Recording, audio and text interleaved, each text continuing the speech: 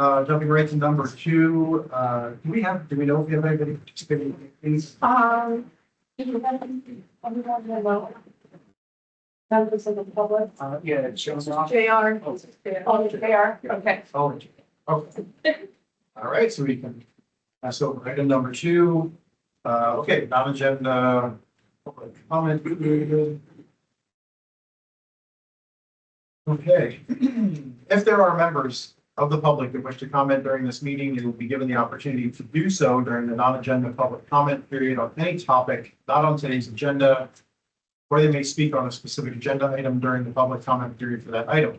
For agenda items, public comment will follow staff presentation before board member deliberation. Any member of the public who wishes to speak must complete a speaker slip in advance of the agenda item being called, indicating which items they want to speak on. Members of the public will be allotted 2 minutes to speak. If a member of the public wishes to speak, please wait in the designated public seating area and wait for your name to be called. For board members, you may ask clarifying questions of the public after their testimony. However, no action can be taken by the board that is not an agendized item.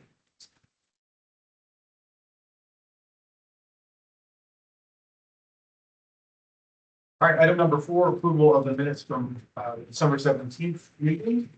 We have a motion to approve. Motion 50. I'll second. Yes. All in favor? Aye. Aye. Opposed? Okay, the minutes are approved. Now on to item number 5. Yes, thank you all for the feedback on the annual report. We were able to incorporate everybody's comments that you'll see. And we just highlighted in yellow where there are changes. Some of your comments we put in different locations because we thought it fit better for flow.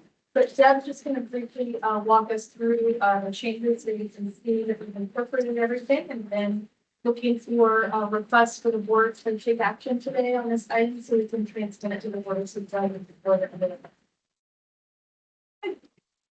Starting on page 1, there was a comment there to indicate how many active appointed members. We added that on. And when we go to page 2, we have some comments related to adding in a sentence regarding our effort with underserved communities for our vector control program. There were a few changes that we made that were some grammatical errors that we also found. So I'm not going to go through all that, but that was the additional changes on page 2. And also starting on page 3 at the top and also on the bottom, those were some changes that we made grammatically. On page 4, there was a comment about what the Coupa was, so we spelled that out. And then also a sentence related to exploring the use of AI. And then moving on to page 5, we added a couple sentences here related to at the top.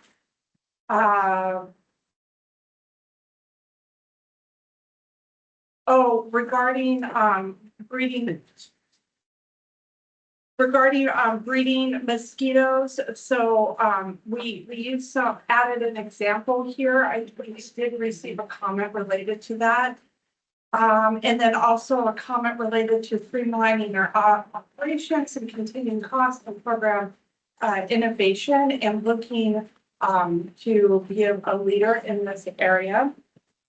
Again, we at the bottom of page 5, we added an additional sentence related to AI because we felt like it fit here also in addition to the other part of the report.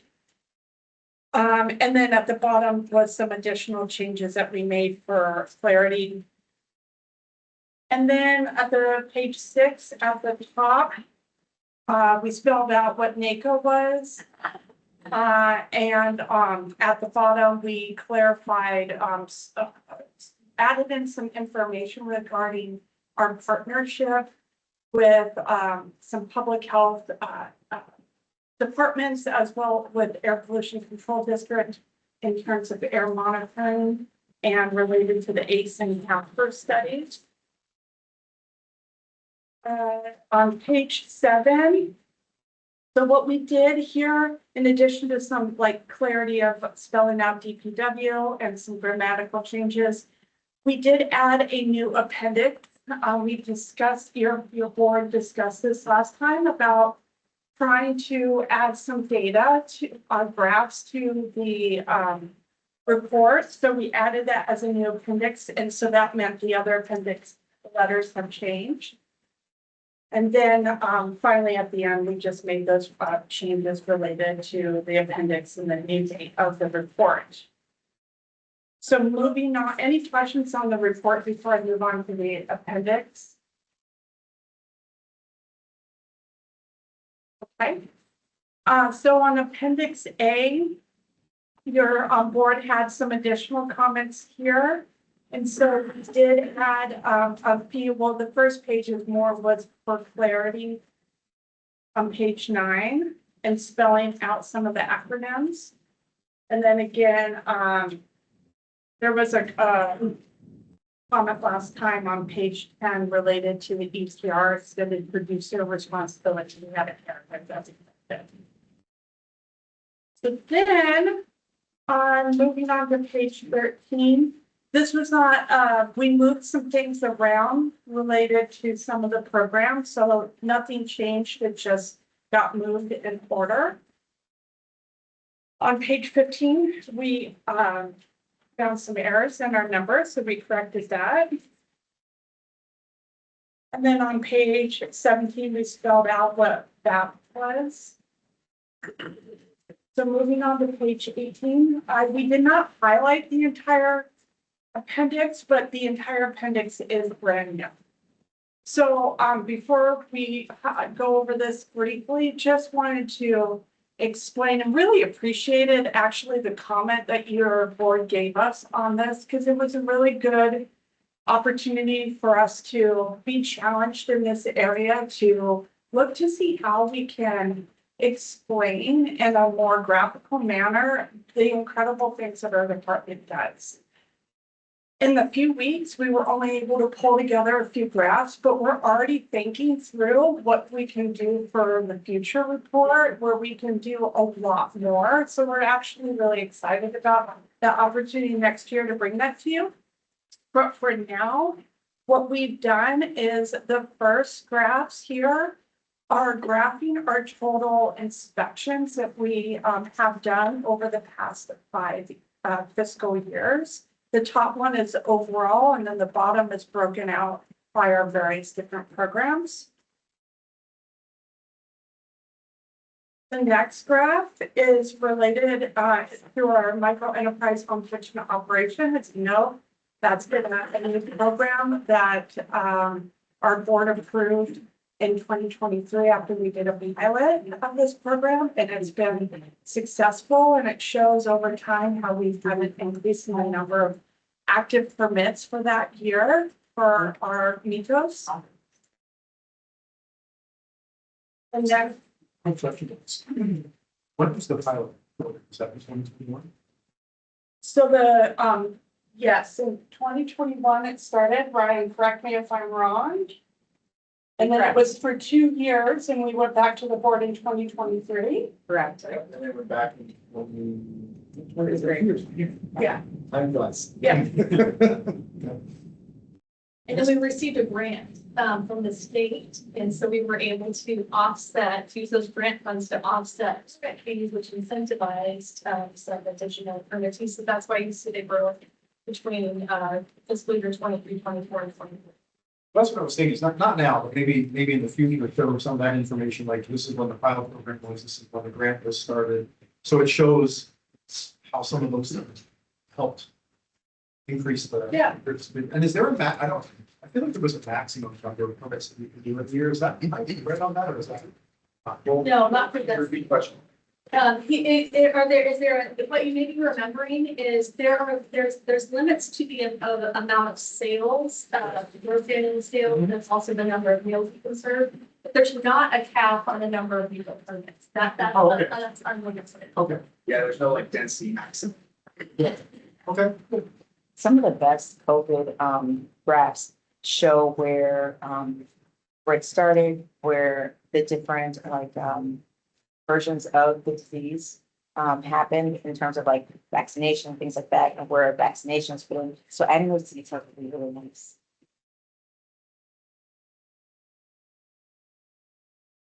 Appreciate those comments for sure, as we continue to adapt our report. The next graph is related to our temporary food facility inspections. And these permits are required whenever food or beverages are sold or given away to the public. And so we've graphed those inspections that we've done over the past 5 years. The next one relates to our vector control program.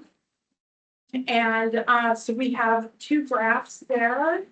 And the first one is related to our mosquito testing for West Nile virus over the test results that are negative and those that are positive. It's so we have the number at the bottom for the positive because it's such a small number, so you can see what that is.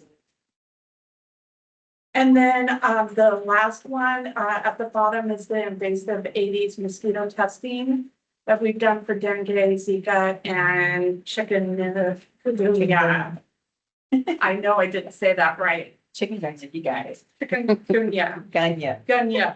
It's okay. It's okay. I'm here for you. And then we have our Beach and Bay program. As you know, that program is our water quality monitoring program that we do along the 70 miles of our coastline. And so what we have presented here for you is just the samples that are analyzed. And I do want to clarify, our department does not analyze these samples, but as you know, we've done presentations there. We've talked to you about our partnership with the Public Health Lab. We collect the samples and then we send it to the Public Health Lab for analyzing. But overall, we use this data then to help make beach management action decisions. So these are the number of samples that were analyzed by the lab that we used to make those decisions. And lastly is we've talked about a lot of efficiencies that we've had in the program. So we highlighted just one of these, but there's many, and in the future reports, we can have other graphs related to some other efficiencies that we've done. But this one in particular relates to the portion number of fees that are paid online versus in person. And this is really important to highlight because not only is that great customer service for members of the public, they don't have to come into our office to pay in person, but also it helps our team as well build efficiencies in our process. So as you can see online, it's increasing over time, and in person it's decreasing. And so that is the last of all the changes. I wanted to praise the staff and everyone for making these beautiful graphs. Really appreciate, and I think it tells a picture of growth and as well as increased inspection, which really, plus the monthly one also shows some seasonality aspect of sample analysis. And so really, really good. Thank you. They're simple. Anyone can look at them and deduce what, Yes. get a good understanding. We'd love to see one about the fees, where the fees have gone up and down. That would be nice as well. So, and then why, but the reason why those fees have either increased or decreased, if there were subsidies added or whatever. Especially in this kind of climate where there's money being taken away from the state government. That'd be nice to see how that affects you all. I'm just curious about the fees. Like it shows that within 4 years from 71.5% in person to 52. That's a lot of shifting of this. But why people still want to use in-person like fees? Is there like incentive motivation to come? So much time can be saved. Well, I do think it depends on, so, I mean, we have 40 different regulatory programs, right? So we have like over 250 different types of fees. So how we're interacting with those customers can vary. They may pay the fee when they're coming here for their once every, twice a year, mobile food facility inspection. or they may just go ahead and pay their permit fee while they're here at the counter turning their plans in, right? So there are, like operational reasons why they may already be here and just taking care of it at the same time. I don't know if you all have anything else to add. Didn't see the same thing. Language barrier, when you're in person, you can kind of just go on and hear going. That's what I was about to ask you if that was available on the phone or not. Nothing to speak just on, generally see a lot. I like going in person. I think it shows you have good customer service because people they can come in person. They're not tied to this computer thing, Yeah. so, yeah, exactly.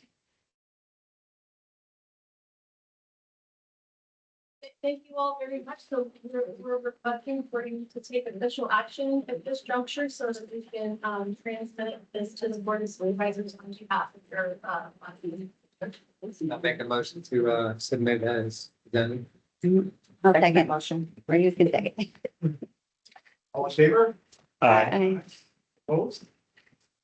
Thank you very much. Right on to item number 6. State involved program.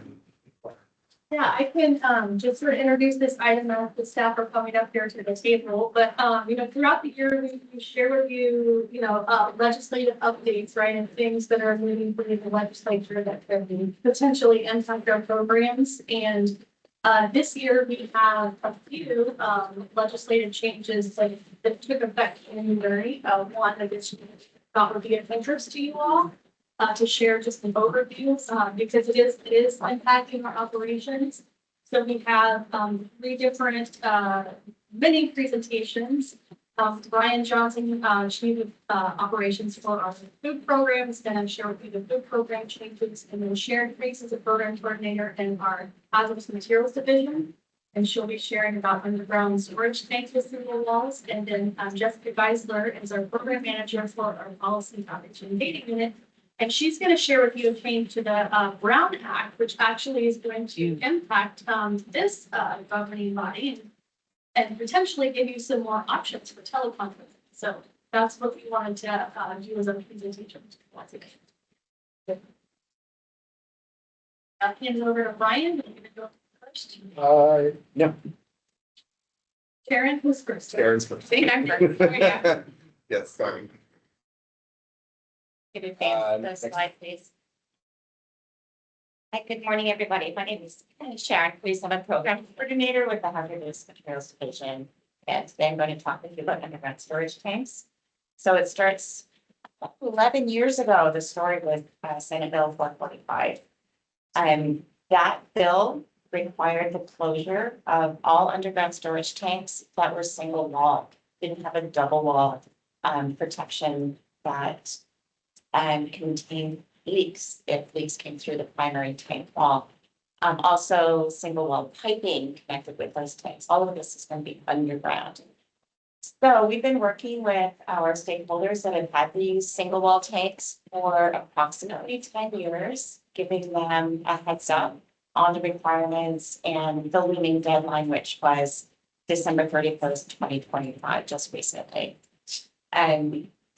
So we do have the mandate by the state to inspect and ensure compliance of these underground storage tank facilities. Next slide, please.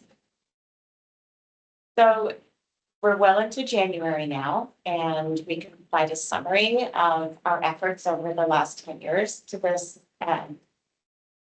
topic. Initially, we identified 69 facilities that had single wall underground storage tanks. Some of them had more than one single underground storage tank. And so that's where you see the disparity there between 69 facilities versus 196 single wall tanks. Okay.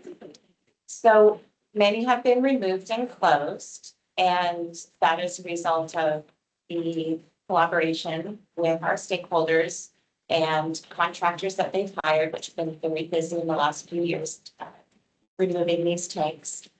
We started with reminding facilities during our annual inspections. We're required to inspect once a year at any facility that has underground storage tanks.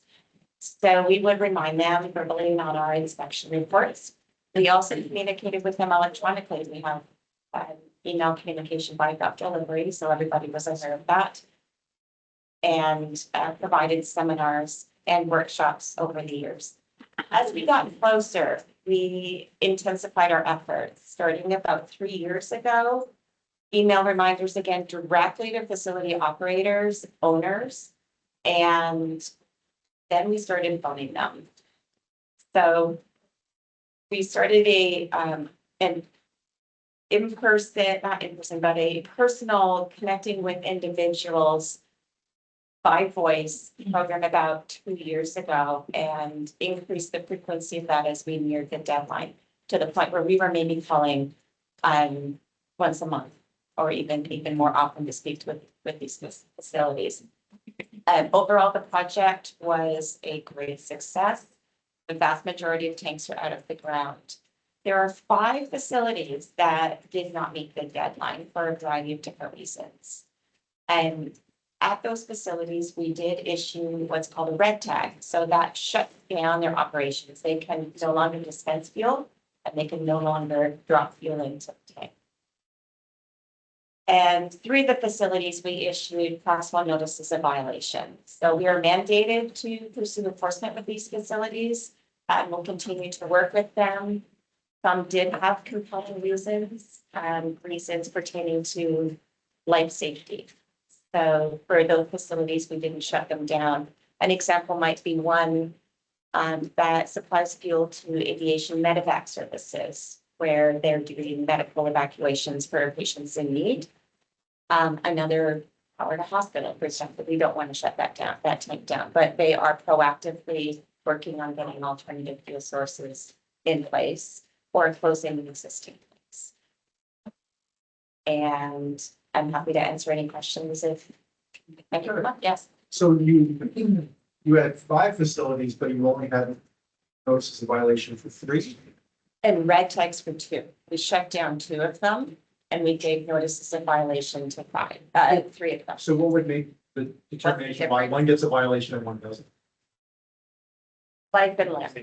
It's the like- We did Safety. a red tag shuts down operations. Right. We didn't want to issue a red tag to a hospital or a medevac service. Oh, I see. Okay, so some got a red tag, some got a no tag. Exactly. Oh, I see. Okay. Yes.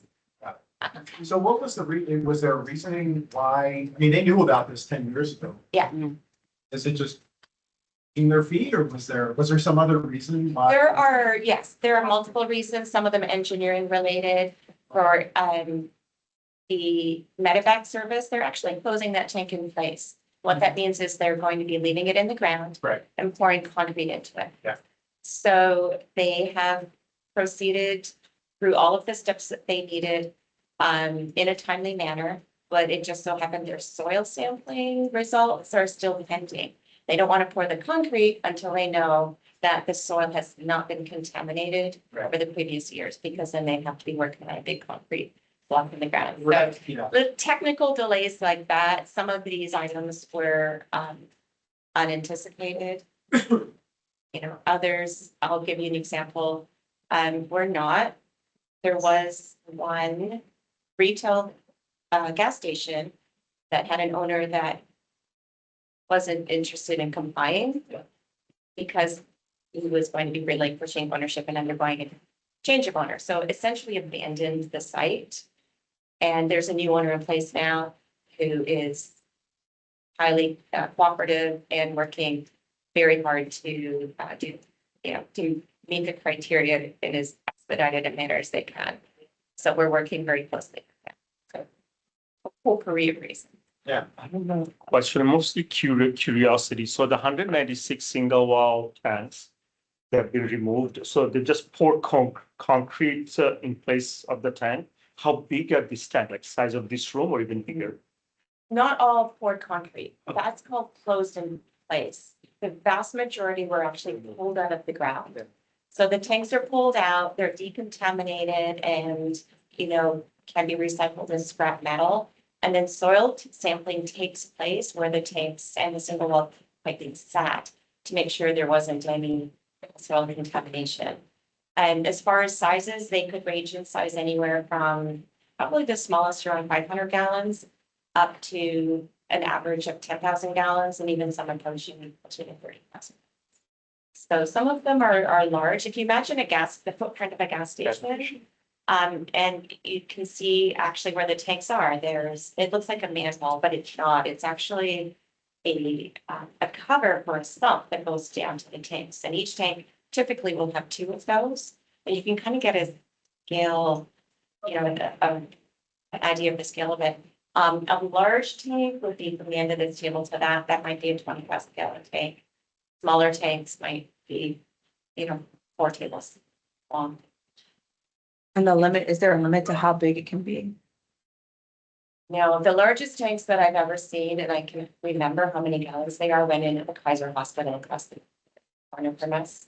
Those are massive, and they have 3 of them in place, and I saw those going in the ground.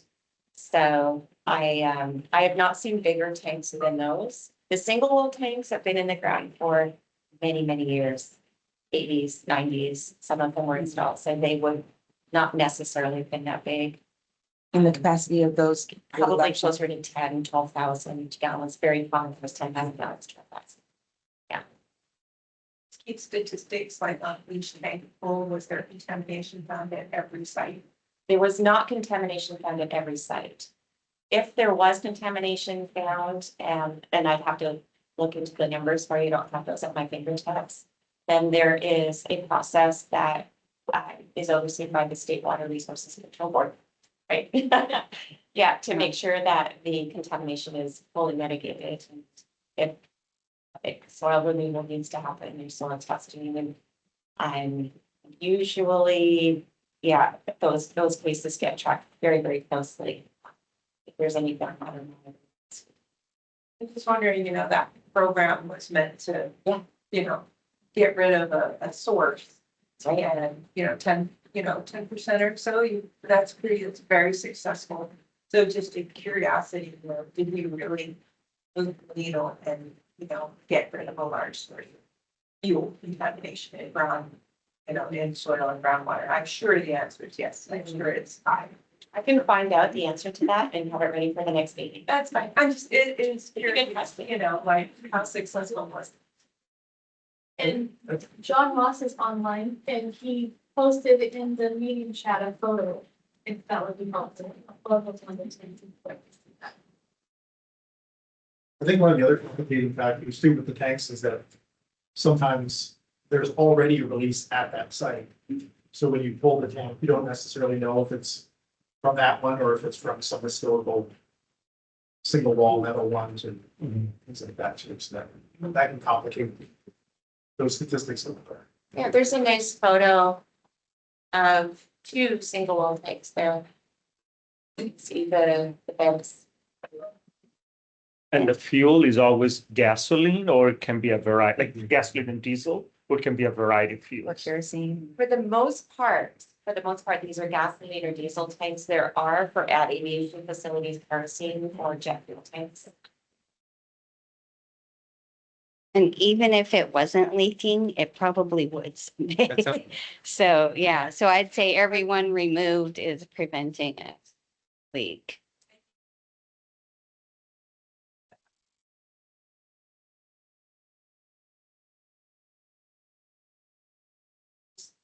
In the past, they used to take the sticks, right, to see how much fuel was left in the tank and they would drop them.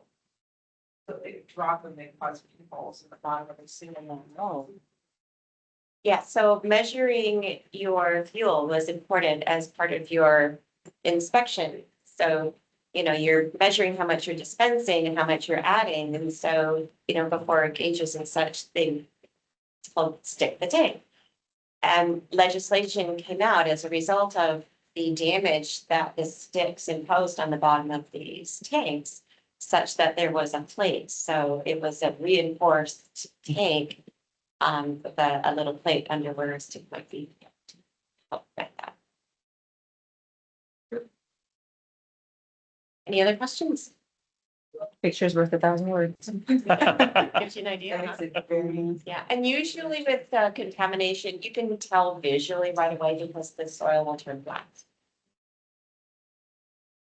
And you smell it. think Ms. Lori gave another opportunity for a brag.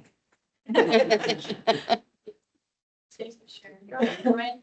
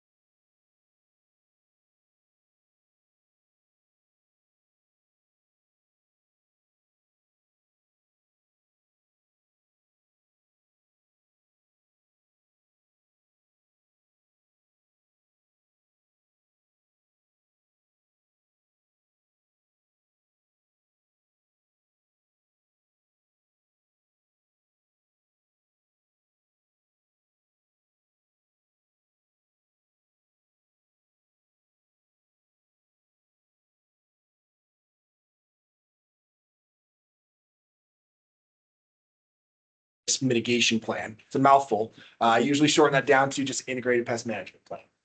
And the focus of this is to really have the facility dig into their operations. They'll have to include a risk assessment for their whole facility, control procedures that they would put into place to prevent any vermin from coming in, ongoing monitoring that needs to be done to make sure they don't have an active infestation, train all their employees, and keep records on site. So from our standpoint as a public health concern, we really need to make sure facilities have all of this dialed in before they're allowed to do it, because we are in a time frame where we're seeing more closures due to vermin, both from cockroaches and rodents. And now we've got an option to even more to unenclose these facilities that are doing full food. So this plan is really designed for them to drill into their operation and make sure that they continue to operate safely. The good thing about this is I'm going to point out Heather Bonomo back here is also part of our the food policy committee for the state's CCTH group, and she helped kind of spearhead efforts to create a statewide integrated pest management plan. So every county in the state has access to this. So we're really keeping everything consistent throughout the state with the facilities that are doing this. It's going to be a two-part process for any facility that wants to explore this option. The first is to submit this integrated pest management plan to our office. We haven't gotten one submitted yet. We've got some inquiries about them. And then the second is obviously going to work with our plan check department and our plan check unit, because they're going to have to modify their facility. All modifications to a facility need to go through our plan review that's established in our state law. So as a parallel process, we're going to review their pest management plan. Plan check is going to review their proposed modifications. If the plan is in place, they've got all the pieces, then we would go through and approve them to start the modifications of their building. So definitely it'll be interesting to see which facilities take advantage of this, which just want to keep operating the way they are. This does have conditions in place that if a facility can't abide by their plan, if we see vermin issues, if they're not closing when they should be closing, we could rescind the approval for this. For the facility, that means they now have to go back and reestablish their closure. So they're having to go through that whole process to rebuild their front back to what it was. So definitely a risk for a facility to do this because of the costs associated and the ability for us as environmental health to rescind that if there's a public risk.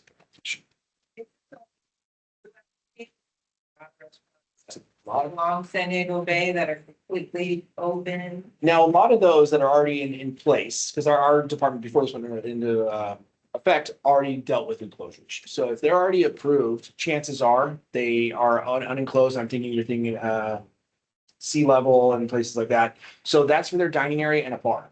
But then their whole kitchen is a fully enclosed kitchen. So if they wanted to make modifications, they could unenclose that kitchen part if they want. So those places, I wouldn't expect them to do much of a change because they already have that open air feel. But you have a lot that might want to do that where their kitchen doesn't have that barrier. So, but yeah, yes, it's not just for new facility build outs, it's for existing. The existing ones, I think, have a better process because they're already operating. They're not going to have any delays for getting this pest management plan approved. Exactly, because they can go through plan check and say, hey, we're proposing to not be enclosed, and plan check says, okay, but you can't start construction until you get your plan approved to know that you'll be able to manage this. So it's kind of a dual process. It might take a little longer for them to get approved. But once they're operating, they can keep operating as they go. So you said this is a template, guideline? Yeah, so that link right there, it goes right to our website. It's a template, with some examples on what we're looking for essentially in each of the sections. And each section really breaks down how are you training, how are you monitoring, what controls are in place. You do have to be able to close up the business or the walls when it's not in business, so you can't have it permanently open. So you have to have some way, if you have vermin, well, how are you going to enclose your facility and still operate? Because you have to be operational while it's enclosed. So you have to be flexible. I wonder if any tips and tricks might be helpful for residences. Oh, our vector control You outside. helps a lot with exterior evaluations of homes. So they have their own process that'll help see where there's entry points, seal them up. I've used them before in the past. They have a great team that comes out and does a great job. And it's free for all county residents. So it was nice to have them come out, do a quick assessment, and they point out like, oh, you've got some screening missing there on the side of your house. Right. That's going to let vermin in. For us in the restaurants, our team, when we do our regular inspections, we look for all those. Yeah. So we'll look for all the holes in the walls from piping or damage, gaps under the door, stuff like that. All right. Yeah. Okay. Next slide, please. So this is my second bill. This is AB 671. And the goal of this was to speed up restaurant, what they call tenant improvement plans. So those are basically remodeling, or actually tenant improvement is any changes to the inside of a building. So you could have a brand new place going into an existing building. It can still be identified as a tenant. So it's really not a new build of the entire building. And so this was looking to streamline the turnaround time for plan review. And so our state law already had in place a 20 business day turnaround time for plan review for restaurant projects. And this one put in a 10-day turnaround time when those projects had corrections and had to be resubmitted to us. So from the restaurateur side of things, when they had their first submittal, they'd get up to 20 days. If they had stuff that needed to be corrected, we would send it back with those correction notices. They would send it back. It would go back into our review queue with everything else. And so they would be subject to that another 20 days. That's just the standard queue. Now this bill requires us to do those within 10 business days. So, now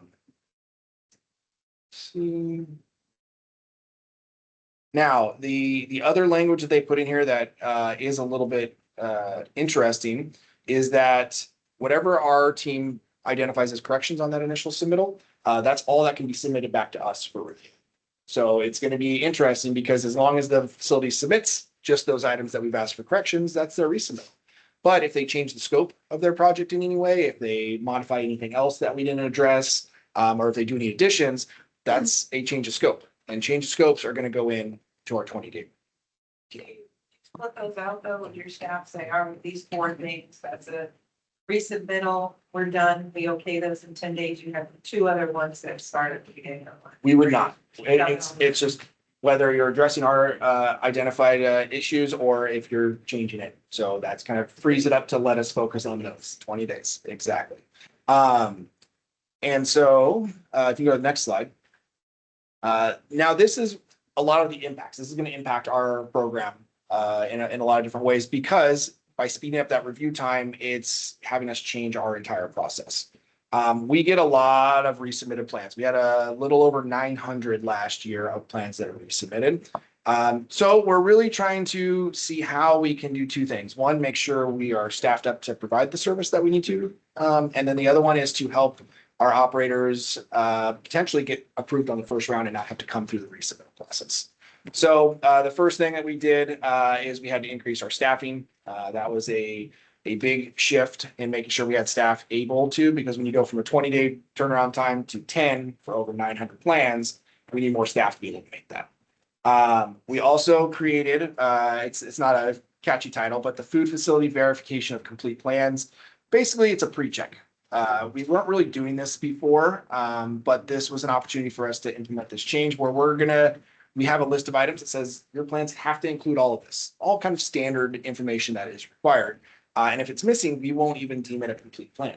So that way it's add these to your plan, submit them, and then we'll put them into our initial review queue. So hopefully with that information out there, we're going to get more complete plans, have less corrections that go back out, and limit the number of resubmittals that we have to process. And then, let's see, so there's a couple other shifts that we have. We used to offer an expedited plan review allowance. That would be for after hours for people that wanted to have a rapid either plan review or inspection process. We've had to suspend that temporarily because we want to focus on meeting our current state mandate. So while that was a bonus option, it was never guaranteed. We hope to bring that back, but right now we want to really make sure we're focused on getting our new staff trained up and meeting those state mandates. And then we are doing, I just want to make sure I don't miss any of these last 2 months. We had two different kind of resubmittals in the past, and it was kind of confusing to us and our operators to manage. We had something that was called a blue tag. And so that was for a couple minor issues that we might have noticed that could be fixed over the counter. This was back before we went digital. So people would bring their plans in, they'd make a couple notations on their plans. That was it. We approved them on the spot. The digital process changed that a little bit more because there was not really that over-the-counter speed. So these were still being submitted through a digital portal. We'd have to go and look at whatever notes they made, make sure they didn't modify anything else. And we often got a lot of discussion about, well, what constitutes the blue tag? What's a resubmittal? How many violations? And it wasn't anything set in stone. It was really based on if we can look at it in 15 minutes or less, we'd send it through the blue tag process. But we learned that most corrections really are pushing through as a resubmittal. And the last two things is because we have to reallocate our team to do a state mandate for review time, that may impact our field inspection. So there's two components every time we do plan review the plans and then do the inspections. So we haven't seen a shift in that yet, which is really good. Our team's working really hard so far. But if we need to dedicate more time to reviewing it due to spikes in plan submittal, then we could see that those scheduled out field inspection times could increase. So while we're expediting a plan review, we may have to stretch out the other half of that. And then obviously the last one, and I'm sure we'll have more information for you when we come back for cost recovery, is we are anticipating a significant fee increase for the resubmittals. It's really tied to having to add more staff to be able to handle this. So we don't have that all finalized yet, but when we come back, I think in May, when we come back to present here, March, we'll be able to share what that is.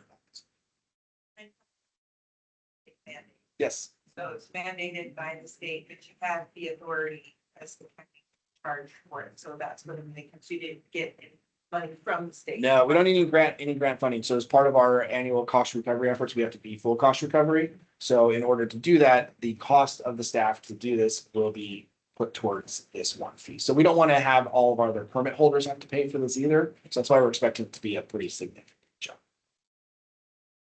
Do you know how many staff you estimate? I think We estimated, right now we got 4. And whether that's going to stay at 4, it could decrease, it could increase. We're only 3 weeks in right now. But I think with looking at some of how our changes are, we may see less resubmittals if we get more complete plans. So if that works out, then we can always shift those staff out of the plan check unit and they'll go back into the field role. And then that would have, in future years, we would reevaluate those costs. do you have a training program or anything where people can come in and sit down and like try to work their plans a little bit or, share or teach them the finer points? We provide at least the checklist online. We have a plan submission guide.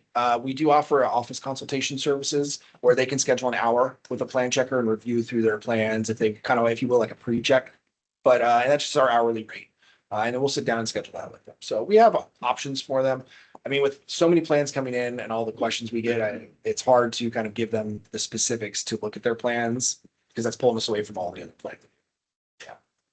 So. I have a question about the fees. So you were saying, I'm not understanding why there would be a fee increase if you're shifting, allocating people that were doing one thing to another. Maybe you have to hire some new staff. Are you talking about an hourly fee increase, or are we talking a flat rate fee? Yeah, the way our fees are set up for most of our plan checks is they're all flat rates per project. So you have an initial plan review based on the size, and then we have a resubmittal line item. So we haven't reallocated staff. We added 4 full staff to the plan check unit to account for the volume of resubmittals we get. And so while all of our plan checkers are trained to do all work, it's more efficient that way. We did have to account for those staff are really to help support the state mandate. Yeah. So it'll be a flat rate fee increase as opposed to the hourly. But our fees are based on all of our hourly time data. So it really is more reflective of what we're spending on these projects.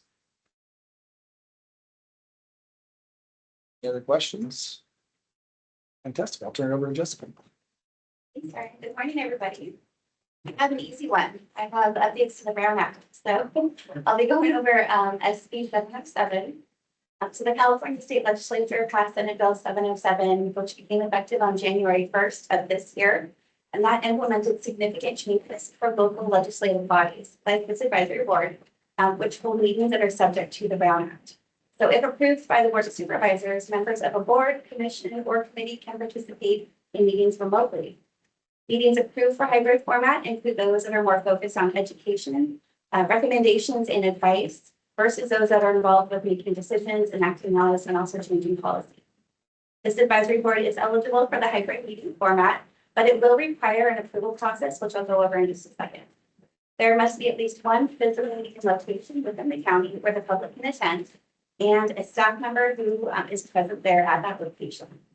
Members participating virtually are required to appear on camera for the duration of the meeting. However, there are a few exceptions. So an exception would be if this is not feasible for ADA reasons, physical or medical conditions. Another exception would be if there's an unreliable connection. If the camera is not working well, attendee should announce that their camera is not working well before they go ahead and disable it. Government Code 54953.8 added some additional requirements. Those are that any remote participant should disclose if anybody over the age of 18 is present in the room, and they should disclose what their relationship is to that individual. The meeting has to be stopped if there are any technical disruptions. There must be a reasonable public comment period, and the county cannot require public comments before the meeting. And additionally, remote participants have to be included in the minutes. With regard to meeting format, the public must be given a way to both watch and participate in meeting remotely. This can be done using a two-way video platform like we're using now with Teams or Zoom, where people can both hear and see the meeting and also participate in that public comment period. You can also have a combination of a phone line that allows people to speak and then a live video stream of the meeting that they can watch on. As always, meeting agendas have to be shared and posted in advance of the meeting, and those need to contain clear instructions on how to participate. So here's a look. You can go ahead and jump to the next one. Here's a look at what that process is. Approval to host hybrid meetings must be approved by the Board of Supervisors, like I mentioned, and this has to be renewed every 6 months. So DEHQ will submit a request to the clerk of the board at least 4 to 6 weeks prior to the board's March or September meeting. This means we are submitting requests in January and July, and our January request has already gone out, so we're covered there. Thank you, Lorna. The board will review the request, and if they approve, that approval is good, like I said, for 6 months. But it still has to be approved by you as advisory board. So once the board approval is secured, this will need to be an agenda item on a future tab meeting. Vote to approve it, and we can continue to use that hybrid meeting format until the next renewal. Your vote will likely take place in March or early April, so stay tuned for that, and then every 6 months thereafter. So nothing you have to do right now, but come March or April, we will have a decision and a vote to make. So this would be an opportunity to allow this body to have more flexibility as to how to participate as board members. I've actually not sent them over to the Board of Supervisors yet. We're going to talk to you all about it here first today, but that's my intention. Unless anybody, has any concerns in pursuing this more flexible options for you, I'll go ahead and send that memo to the clerk of the board requesting that environmental quality advisory board be considered. And then, we'll let you know, when that's going to be on the board of supervisors agenda for consideration. There's a lot of boards, committees and commissions, and you can imagine there are 50 different departments. There's a lot of them, so they're going to do one bulk, board letter twice a year. And hopefully this will also help us to get into some of our vacant positions. I have just a comment. So we went through like the COVID thing and we were all online. And then we came back to these in-person meetings. And I do think that in-person meetings are more effective. And so just the idea that people should come if they can. I do think to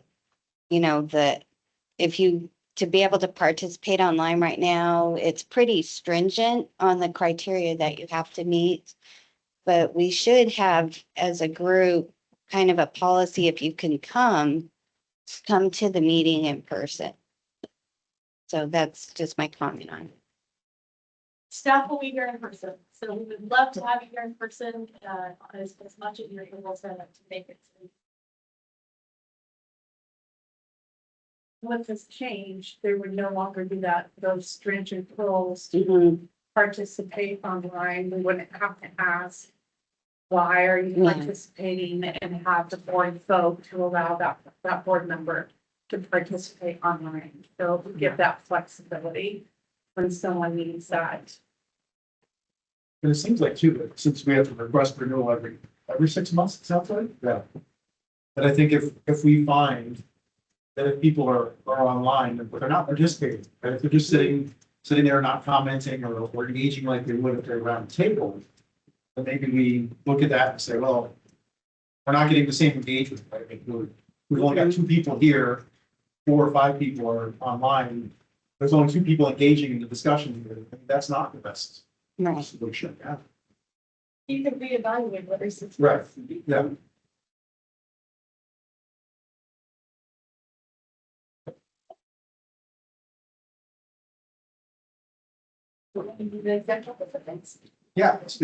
Yeah.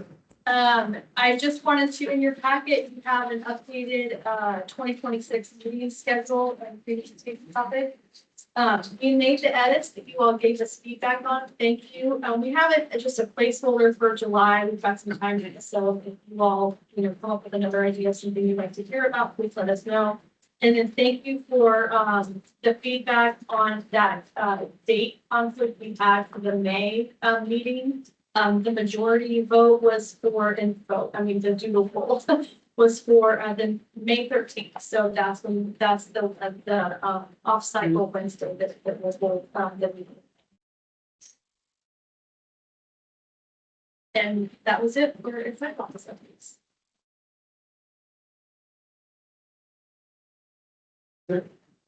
Oh, okay, great, that was good.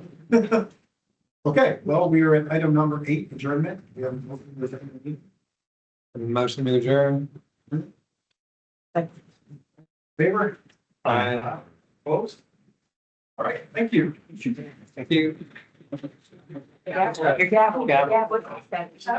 We are adjourned. Make sure we get for to go. Yes.